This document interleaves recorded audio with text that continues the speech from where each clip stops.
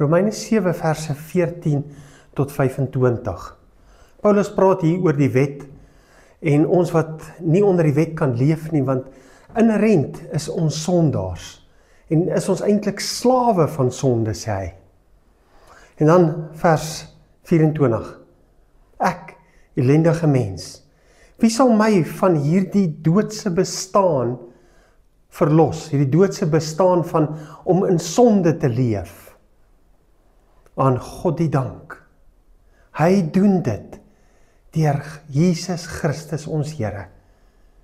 God red ons van ons doodse bestaan, van ons niks werd bestaan.